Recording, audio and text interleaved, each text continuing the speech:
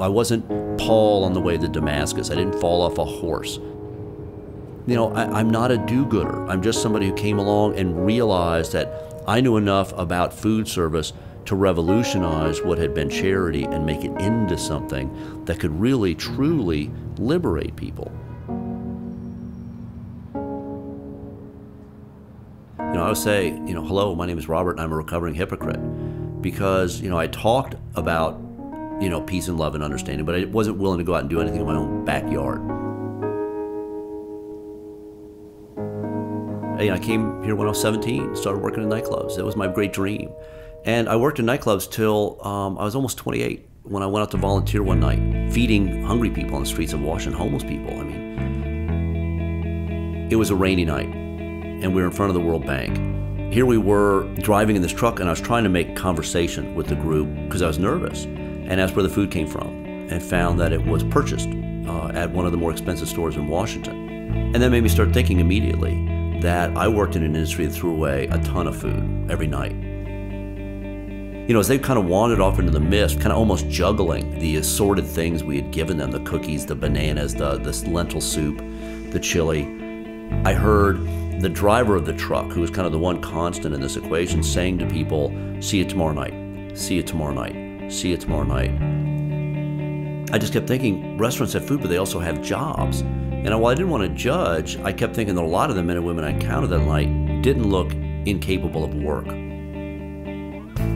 All of a sudden, after a night of volunteering, I had this moment where I had to literally decide, am I going to do something that I know is important, it's imperative, it's right, or am I going to just walk away and just chalk it up for what should have been? America was throwing away an estimated 25% of the food we produced every single day. Leftover food was trash.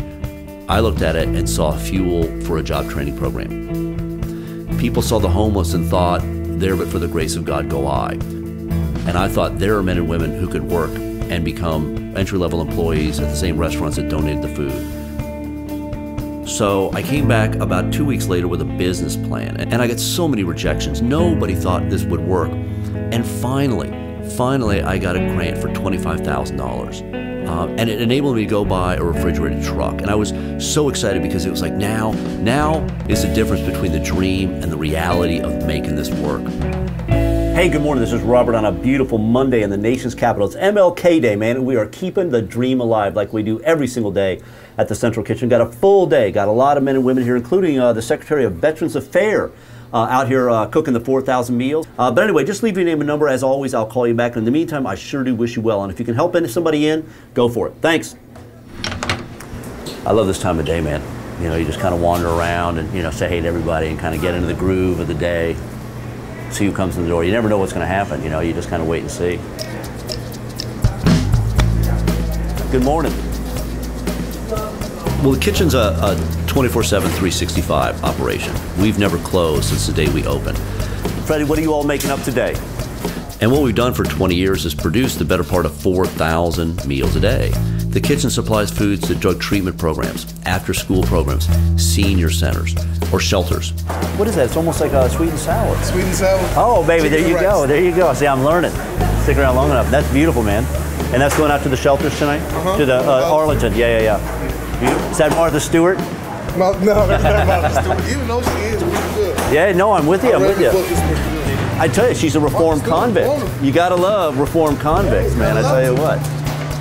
Oh my God, the kitchen's coming to life. It is. It's coming to life. There you go. Where are you all volunteering from? Are they interfaith? Are you coming in the new class? And you're already out here working, huh? Yeah. All right, that's the way it's done. What's your name? Nice to have you here, Robert. Thank you. We'll do the kitchen shake. Okay. There you go. Welcome aboard. Anyway, good business, everybody. Good business.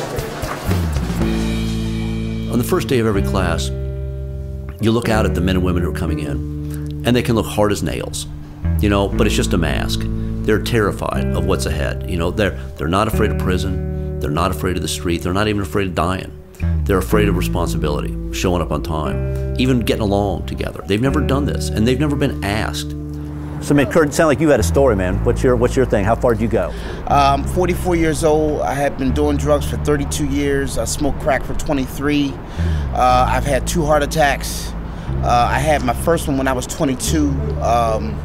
I just decided that, you know, enough was enough. In other words, this is like a second chance for me to get my life back, and I will do so.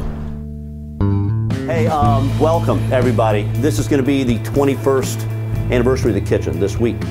So much of what we do in America in charity is about the redemption of the giver, not the liberation of the receiver. We wanted to turn it around so that everybody got liberated. And that's what the kitchen's about every day. Everybody who comes in here gets served. Everybody. Every single day, you're going to be working side by side with men and women as classmates, helping each other through this program. But every day, man, 14,000 volunteers a year come through here. We don't need the volunteers to get the work done. But if every single one of those kids goes home to their town and says, wait a second, why are we throwing away food? Wait a second, why aren't we employing people?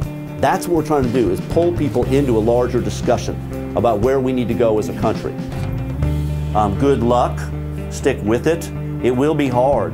And you're going to hear tomorrow, man, on graduation when you come, you're going to hear everybody say the same thing. You're probably thinking, man, I didn't really want to be here. I didn't think I'd like it, but I stuck with it, and I'm glad I did. So I hope you all will do the same. Thank you all very, very much. Thank you, Robert. This is the first time in my life I've actually came out and done something with myself. I am a changed person in this little bit of time. My family, they love me, but they welcome me now. And I'm so grateful. And all blessings are coming to me that I cannot believe. People, places, things, for me. For me. It's a beautiful cycle in which everybody wins. But what's really awkward is, you know, just like the first day where I had to make a clear decision about knowing, when my eyes were open and I knew I had to do something more than just feed the poor, at the same time I'm going through the same process now. I realize that no matter how powerful I've made the kitchen, it's not the answer. It's almost just as limited in a certain way as that truck I went out on the first night 21 years ago.